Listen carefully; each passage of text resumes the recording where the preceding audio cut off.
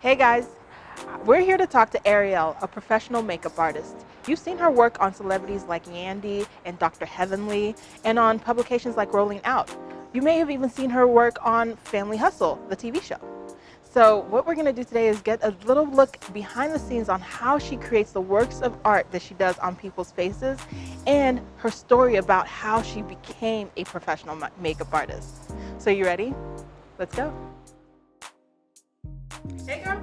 Hi. Hey, how are you? Thanks for having us. No problem. I'm really excited to get talking about your professional makeup artist business. Yes, me too. You ready to talk? I'm so ready. Let's go. Let's go.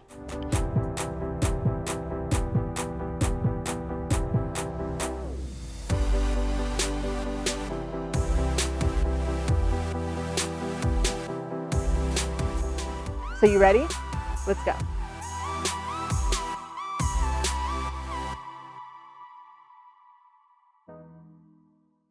So how did this all get started? Why a professional makeup artist?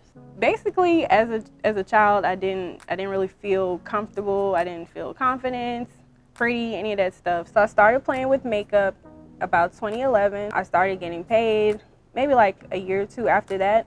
Before then, it was just practicing and building that experience, playing, creating enhancements on me, friends, family. I felt like it was like my happy place, so I kept going with it.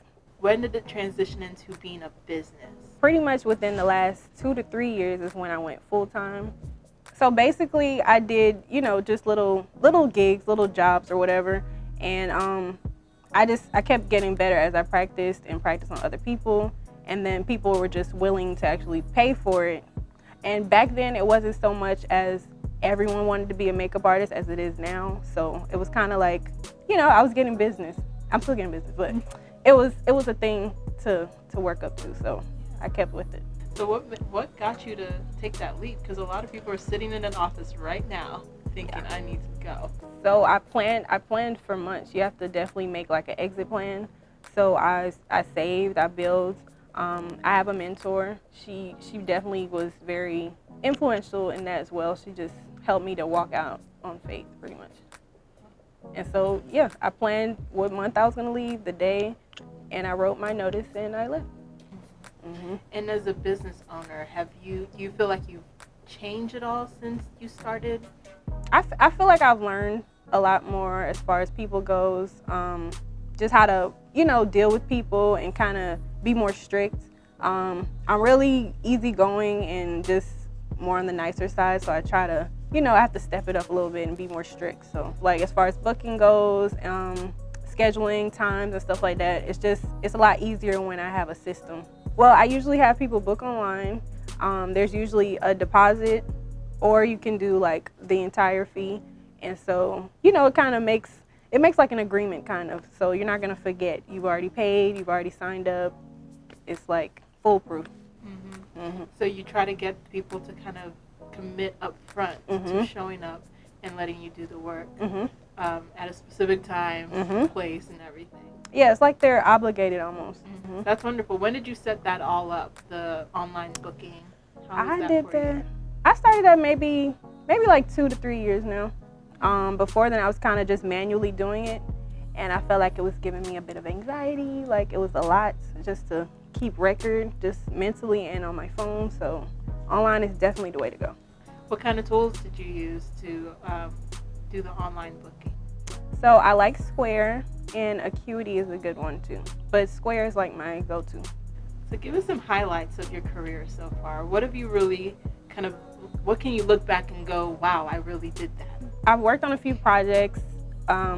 Lately there's a show that's been out, Family Hustle, on VH1. That was pretty awesome. And I've done that for 2 seasons. And I've also gotten into Married to Medicine, working with Dr. Heavenly and Quad, Contessa, and also like shooting for Rolling Out and Essence. So those were pretty dope. Yeah.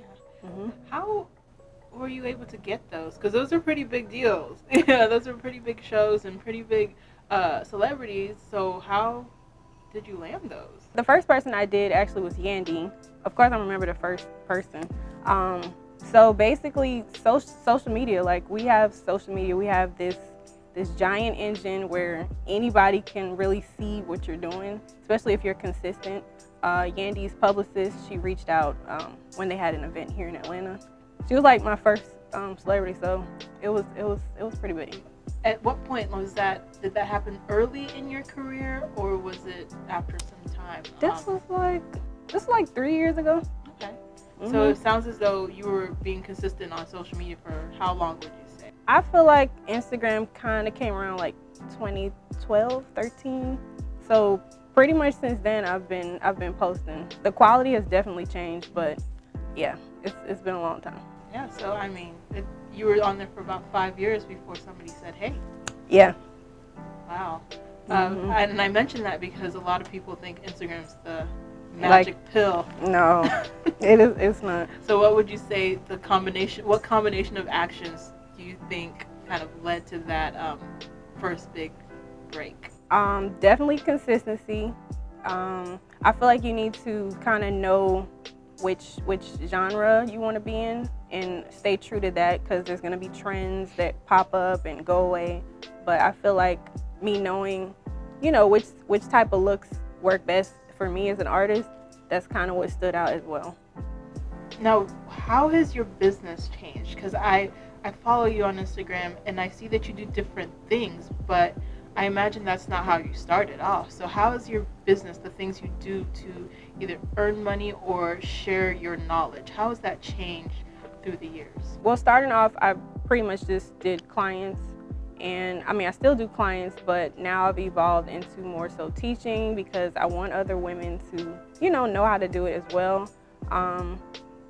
Just being on set, and offer now like kits so women could actually learn their makeup. They'll have their own personal items and learn it. So what is it like for you as the artist to see your work either on a magazine or on small screen or on Instagram photos, people kind of showing off their faces after you've done the work?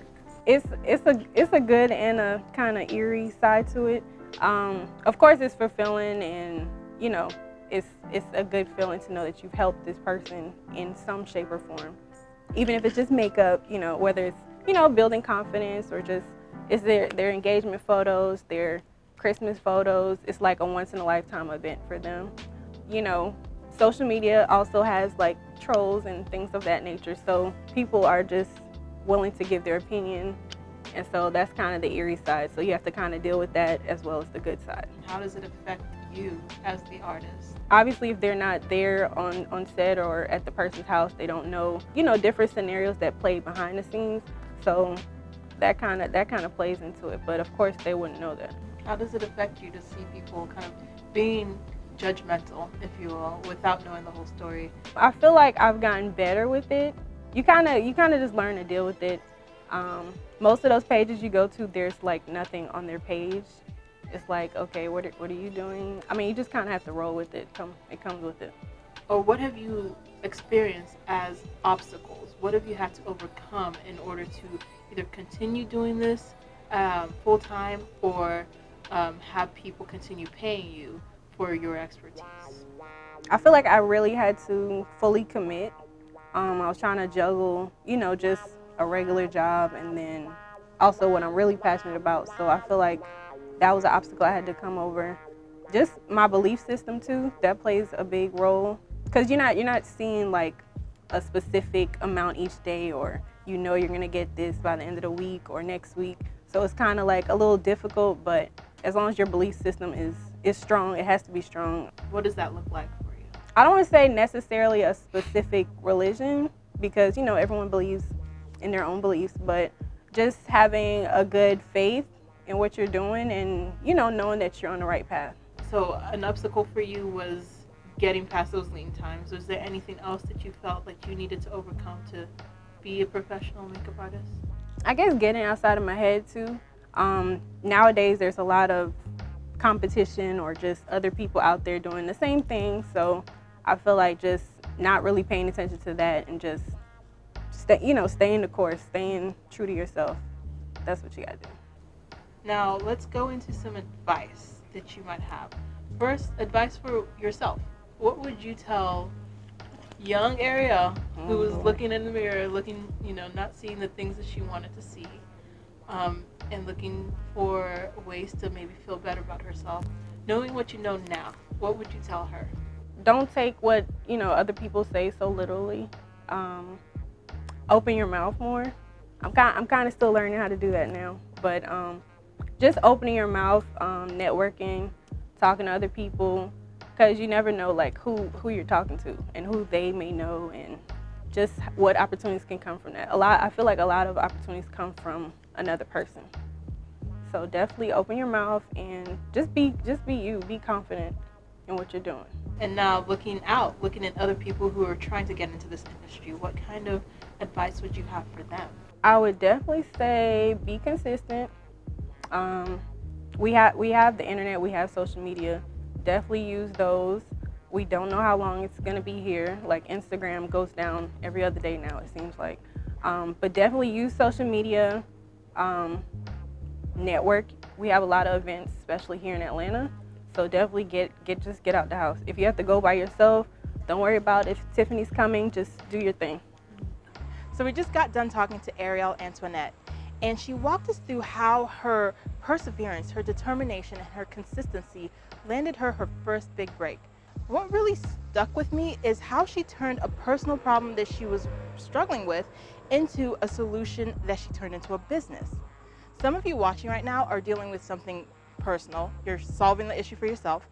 But maybe this episode inspired you a little bit to turn that solution for yourself into a solution to other people, because I know it did that for me. Well, that's it for today. I hope you enjoyed this episode, and I'll talk to you next time. Bye.